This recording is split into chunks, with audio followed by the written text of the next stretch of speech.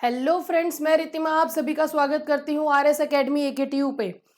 Last lecture में हमने liquid crystal का टॉपिक खत्म किया था। अब हम आपके एक और इम्पॉर्टेंट टॉपिक की तरफ चलते हैं, ग्रीन केमिस्ट्री।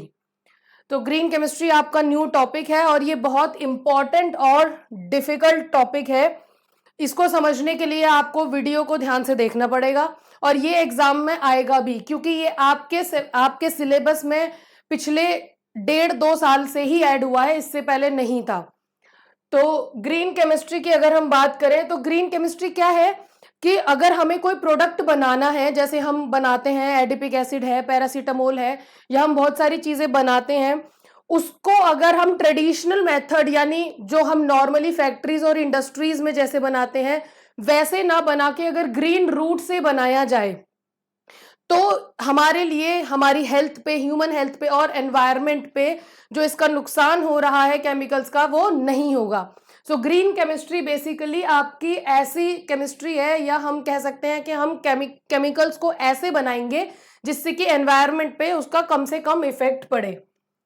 तो ग्रीन केमिस्ट्री जो है वो 12 प्रिंसिपल्स पे काम करती है। इसके 12 प्रिंसिपल हैं। ग्रीन केमिस्ट्री का अच्छे से कॉन्सेप्ट समझने के लिए हमें ये 12 प्रिंसिपल्स को समझना होगा। तो आपका पहला प्रिंसिपल है कि आप वेस्ट को प्रिवेंट करिए, यानी कि हम ट्राई करेंगे कि जब हम सिंथेसिस करें केमिकल्स का तो हम उसमें वेस्ट का प्रोडक्शन कम से कम करेंगे। जो वेस्ट प्रोडक्ट्स बनते हैं उसको कम से कम बनाएंगे।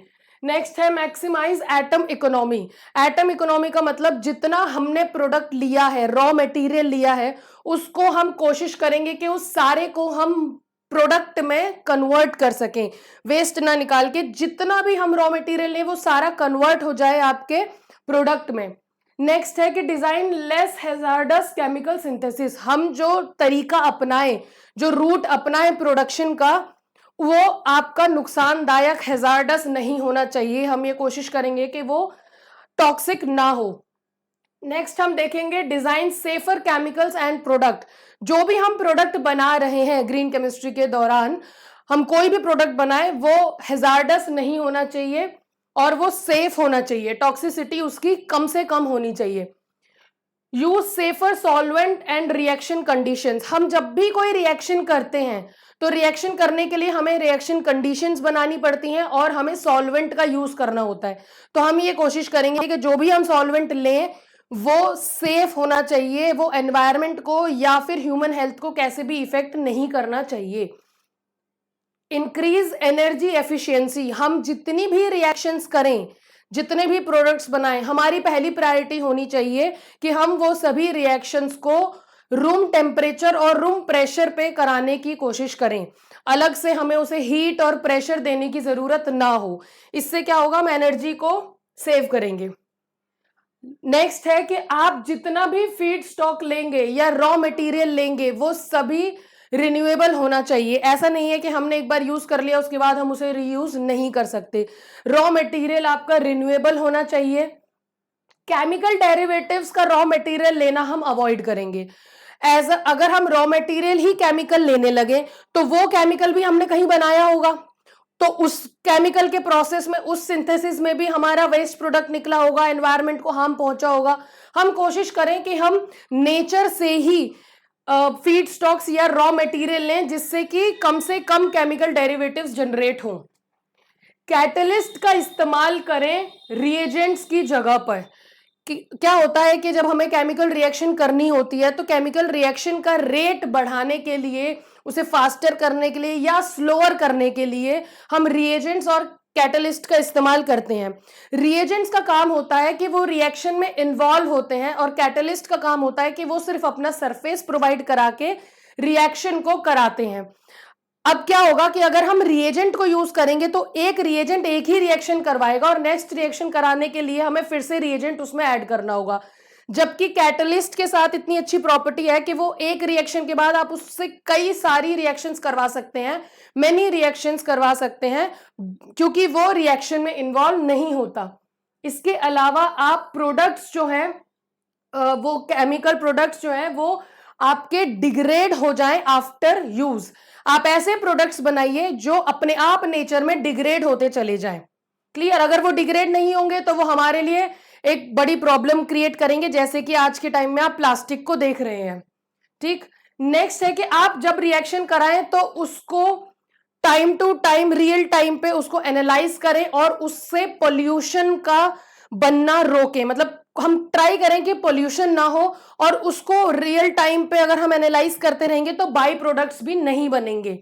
और लास्ट वन है कि हम जो एक्सीडेंट्स होते हैं रिएक्शन के दौरान उसको मिनिमाइज करें, क्योंकि जो रिएक्शन के दौरान जो एक्सीडेंट्स हो जाते हैं वो कई बार इतने हार्मफुल होते हैं कि कई सालों तक उसका इफेक्ट्स रहता है, जैसे कि भोपाल गैस ट्रेजेडी था जो हम अभी तक देख रहे हैं उसका इफेक्ट। इसके बाद हम देखेंगे कि हम कुछ दो प्रोडक्ट्स हैं आपके, एडिपिक एसिड और पैरासीटामोल, इसको हम बनाएंगे, प्रिपेयर करेंगे। इसके प्रिपेयर करने के दो रास्ते हैं, एक तो है ट्रेडिशनल मेथड, ट्रेडिशनल मतलब जैसा फैक्ट्रीज और इंडस्ट्रीज में बनता आ रहा है, और एक है आपका ग्रीन रूट। क्लियर? तो पहले हम ट्रेडिशनल मेथड देखते हैं एडिपिक एसिड का। हमने यहां बेंजीन लिया, अब बेंजीन भी पहले हमने प्रिपेयर किया, फिर बेंजीन को हमने रिडक्शन किया, यानी इसके डबल बॉन्ड्स को हटाया। रिडक्शन करने के बाद ये बन गया साइक्लोहेक्सेन। साइक्लोहेक्सेन को हमने COO2 से रिएक्ट कराया और हमारे दो प्रोडक्ट बने, साइक्लोहेक्सेनोन और साइक्लोहेक्सेनोल, जिसमें से कि हमारा एक प्रोडक्ट बाय प्रोडक्ट है, यानी ये हमारा माइनर प्रोडक्ट है, ये हम यूज नहीं करेंगे। अब हम साइक्लोहेक्सेनोल से बनाएंगे एडिपिक एसिड, इसको हम रिएक्ट कराते हैं HNO3 से, यानी इसकी ऑक्सीडेशन कराते हैं, और ये बन गया आपका एडिपिक एसिड। क्लियर है? तो ये हुआ ग्रीन रूट, जिसमें हमने देखा कि हमने 1, 2 और 3 जगह पे रिएजेंट यूज किया है। जो हमने रॉ मटेरियल लिया या जो स्टार्टिंग मटेरियल लिया था वो भी हमारा केमिकल डेरिवेटिव था, और इसमें हमने एक बाय प्रोडक्ट भी बना दिया। तो हम देख सकते हैं ना कि हमने एनवायरनमेंट को कितना नुकसान पहुंचाया। अब हम इसी का ग्रीन रूट देखते हैं। अगर हम ग्रीन रूट देखें तो हम इसको बनाते हैं ग्लूकोज डेरिवेटिव से। ग्लूकोज का मॉलिक्यूल लेंगे जो कि एनवायरनमेंट से डायरेक्टली मिलता है, तो ना कोई बाय प्रोडक्ट बनेगा, ना ही हमने कोई ऐसा मॉलिक्यूल लिया या केमिकल लिया जो कि हमें पहले बनाना पड़ा। इसके बाद इसका करेंगे हम ऑक्सीडेशन।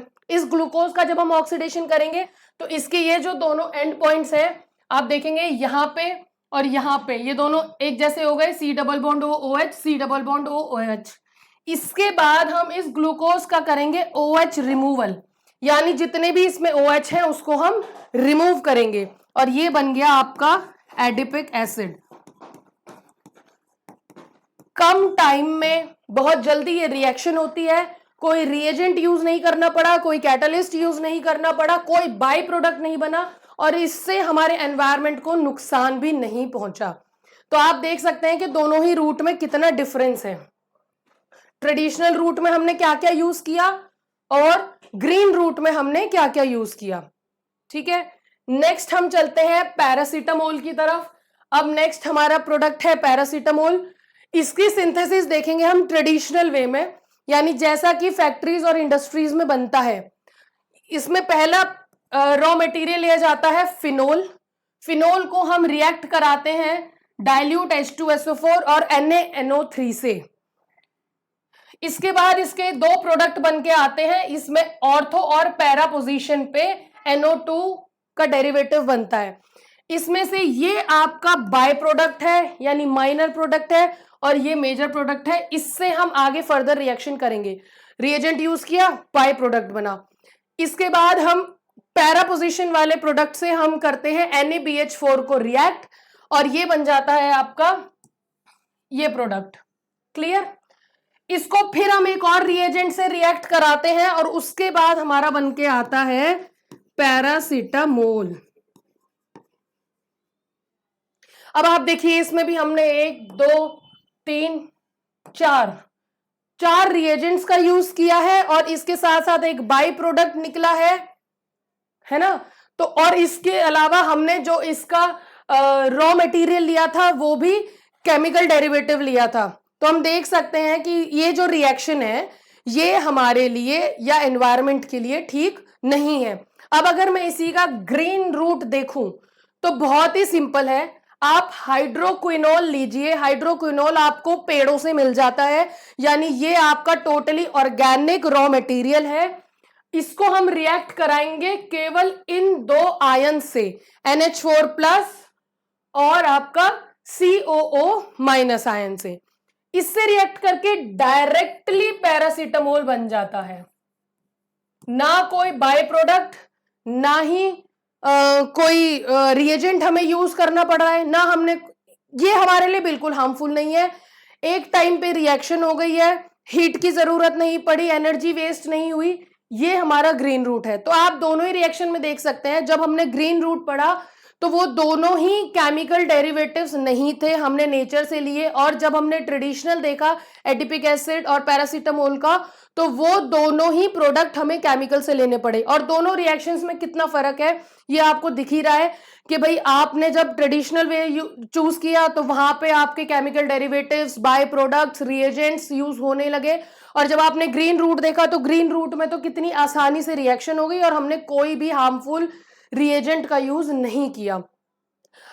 तो यहां से आपका ये क्वेश्चन तैयार होता है। ये भी आपका 7 मार्क्स का क्वेश्चन है, इंपॉर्टेंट है एग्जाम के पॉइंट ऑफ व्यू से। अगर वीडियो पसंद आई हो तो लाइक और सब्सक्राइब करना ना भूलें। Thank you.